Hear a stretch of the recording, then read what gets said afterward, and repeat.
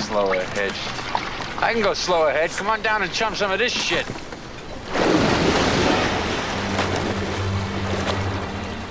Think you know everything about Jaws? Think again.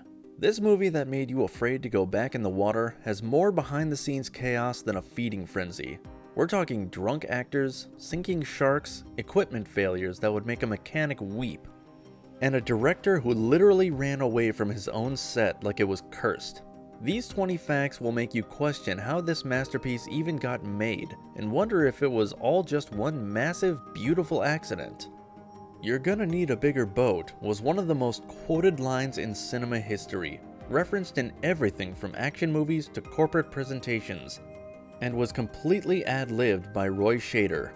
The scripted line was much more formal and boring, but when Scheider saw Bruce the mechanical shark up close for the first time, he just reacted naturally to the absurdity of the situation. The line perfectly captured both the character's shock and probably Scheider's own amazement at the ridiculousness of what they were trying to accomplish. It's now listed as one of the greatest movie quotes of all time, and it was never supposed to exist.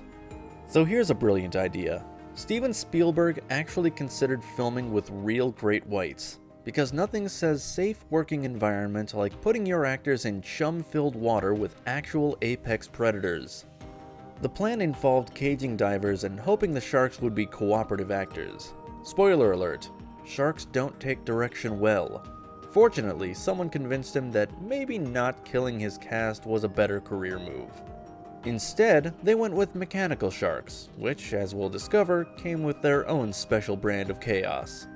The mechanical shark had a dignified name, Bruce, named after Spielberg's lawyer, Bruce Raymer. Well, Bruce the shark cost $150,000 and weighed 3 tons.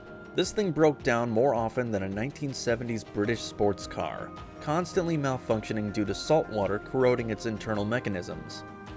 The frustrated crew got a little less sentimental about their expensive co-star and started calling it the Great White Turd and Flaws. Honestly, both names captured the experience perfectly. The shark that was supposed to be the star became the most unreliable diva in Hollywood history.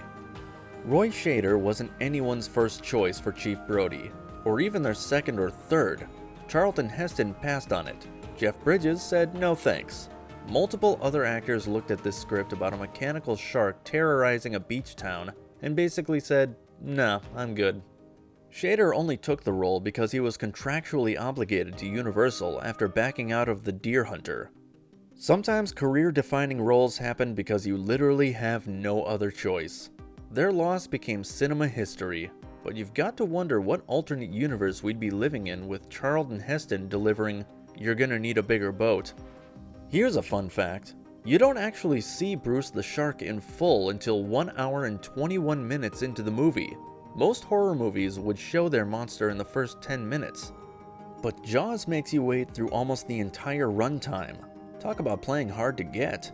But here's why. Bruce broke down so constantly that Spielberg had no choice but to suggest it rather than show it. Sometimes the best creative decisions happen because your equipment is garbage.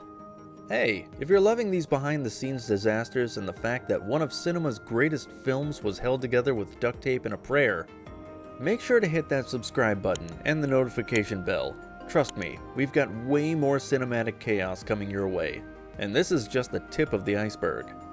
The film was scheduled to wrap in a neat 55 days with a budget of $4 million. It took 155 days and cost $9 million. That's not a slight delay. That's basically shooting the movie twice. The Atlantic Ocean seemed personally offended by their presence, delivering storm after storm. The production had problems, and every day over schedule meant more money hemorrhaging into the Atlantic. Universal executives probably needed therapy by the end of this shoot. Most of the extras were actual Martha's Vineyard locals, which gave the film that authentic small-town feel that you can't fake with Hollywood actors. The town council meetings were real townspeople arguing about their actual concerns, with a few scripted lines thrown in. The beach scenes were genuine vineyard residents just living their lives while cameras rolled. Little did they know they were about to become part of movie history.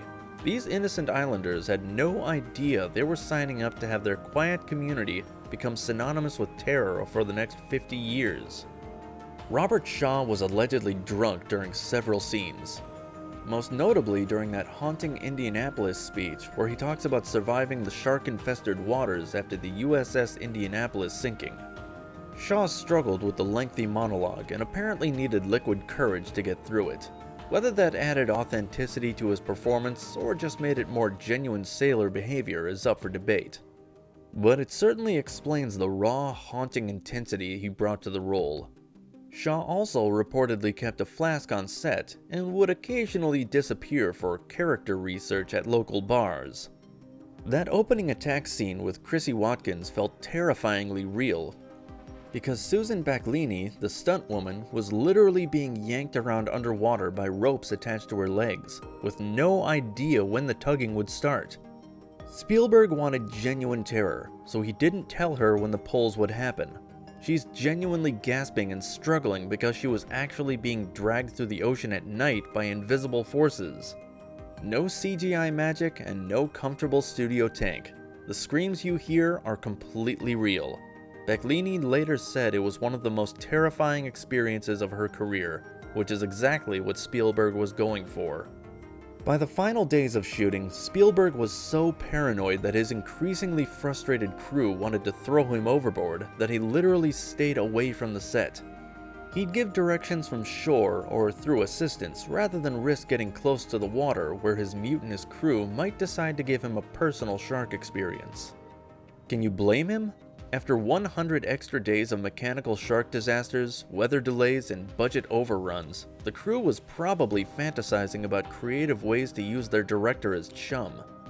The 26-year-old director learned a valuable lesson about managing expectations and crew morale the hard way. All that convincing blood during the attack scenes that made audiences queasy worldwide is just milk mixed with red food coloring. The special effects team discovered that regular stage blood didn't show up well underwater and dissipated too quickly in the ocean currents. Milk, however, created that perfect, cloudy, billowing effect that looked disturbingly realistic as it spread through the water. So, technically, every shark attack in the movie involved dairy products. When John Williams first played that iconic two-note shark theme for Spielberg at a piano, the director thought he was literally making a joke. Williams sat down, played dun dun, dun dun, and Spielberg laughed, waiting for the real theme. Williams had to convince him that this simple primal sound was actually the perfect representation of an approaching predator. Good thing Williams persisted, because that simple theme became so effective that people still hear it in their heads when they see a shark fin in real life. Jaws became the first movie in history to break $100 million at the domestic box office, basically inventing the concept of the summer blockbuster. It held the box office record until Star Wars came along 2 years later. Not bad for a film that almost didn't get finished, went wildly over budget, featured a mechanical shark that barely worked, and had a director who was convinced it would end his career. Universal executives went from panic attacks to champagne celebrations in the span of one summer. Alright, we're getting into the really juicy stuff now. So if this video is making you appreciate the beautiful disaster that is filmmaking, and how miracles happen despite everyone's best efforts to sabotage them, smash that like button, and let me know in the comments which fact has shocked you the most so far. During its very first ocean test, Bruce the mechanical shark sank straight to the ocean floor. The crew watched in horror as their $150,000 star disappeared into the Atlantic depths. They had to send divers down to retrieve their waterlogged co-star, which came back up looking like it had already been through a few shark attacks itself. The shark that was supposed to terrorize swimmers couldn't even handle basic buoyancy. It set the tone for the entire production. Expect the worst, then be surprised when something actually works. Lee Marvin was the first choice for Quint, and was offered the role, but he turned it down because he wanted to go fishing instead. Let that sink in for a moment. One of Hollywood's toughest guys turned down a role in what would become a classic film because he literally wanted to do the exact thing the movie warns people not to do. Marvin's agent probably had a heart attack when the movie became a massive success. Robert Shaw got the role instead and delivered one of cinema's most memorable characters. Martha's Vineyard locals initially complained bitterly that the movie would ruin their peaceful island image and destroy their tourism industry. They were worried about becoming known as That Shark Place instead of a quaint New England getaway. Then the movie became a massive hit, and they promptly made a fortune selling shark merchandise to tourists. Suddenly, every gift shop was full of shark-themed t-shirts, mugs, and postcards. The same people who protested the filming were now cashing in on Bruce-themed everything.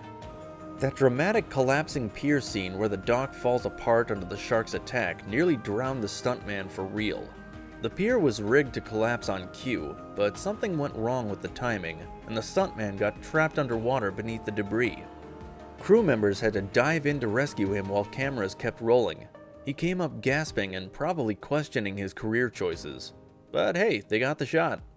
Universal executives wanted a much cheerier ending, but Spielberg refused to compromise on his vision of Brody and Hooper swimming to shore after their ordeal.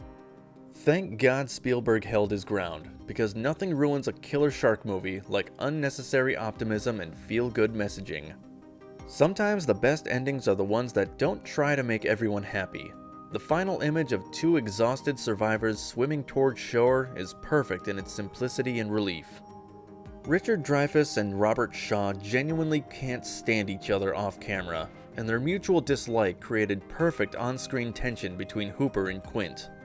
Shaw thought Dreyfuss was an arrogant young actor, while Dreyfuss found Shaw to be a drunken bully. Their scenes together crackle with animosity because they weren't really acting. They were just barely tolerating each other long enough to get through their scenes. Their mutual disdain elevated every scene they shared and gave the film an edge that scripted conflict could never achieve. Steven Spielberg was so convinced Jaws would be a career-ending disaster that he didn't even show up to his own premiere. While Hollywood gathered to watch what they assumed would be his professional funeral, Spielberg was in Hawaii editing his next film. He was certain that audiences would laugh at the mechanical shark, critics would destroy him for going over budget and schedule, and his career would be over before it really began. Instead, the movie became the biggest hit in cinema history up to that point, and made him one of the most powerful directors in Hollywood. Turns out, the only disaster was missing out on celebrating one of the greatest films ever made. And there you have 20 facts that prove Jaws succeeded despite everyone involved seemingly trying to sabotage it at every turn.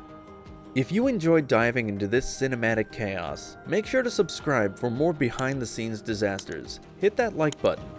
And let me know in the comments which other cursed movie productions you want me to cover next.